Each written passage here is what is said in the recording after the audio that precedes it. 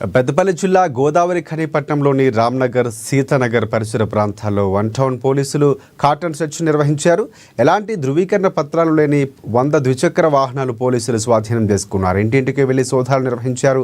అసాంఘిక కార్యకలాపాలకు పాల్పడితే తీవ్ర పరిణామాలు ఉంటాయని పోలీసులు హెచ్చరించారు.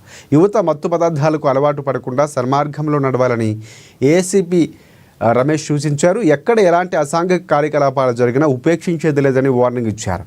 అనుమానిత వ్యక్తులు కనిపిస్తే 100కు డయల్ చేయాలని పోలీసులకు సమాచారం ఇవ్వాలని కోరారు.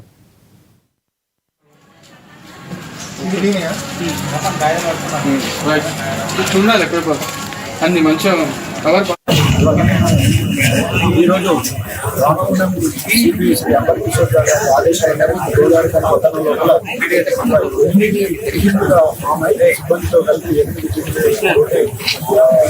రావడానికి సంఖ్య కూడా అనుమానాస్పదంగా ఉన్నటువంటి ఏరియాలు ఆర్డనరీ సెక్షన్ బాగా ఏరియాలకు పూర్తి స్థాయిలో సెర్చ్ చేయడం జరిగింది.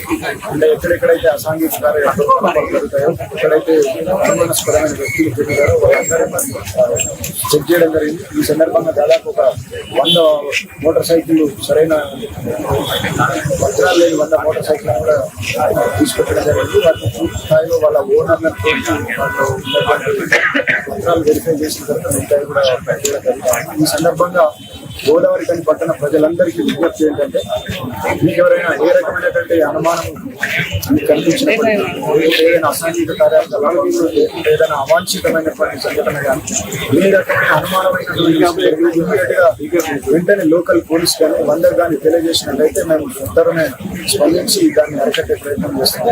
ముఖ్యంగా యువత మత్తు పదార్థాలకు బానిసై తిరిగేటువంటి పరిస్థితుల్లో కూడా మీకు ఏ రకమైనటువంటి సమాచారం ఉన్నప్పటికీ కూడా, అనుమానం ఉన్నప్పటికీ కూడా మాకు తెలియజేస్తే దాని మీద స్పందించి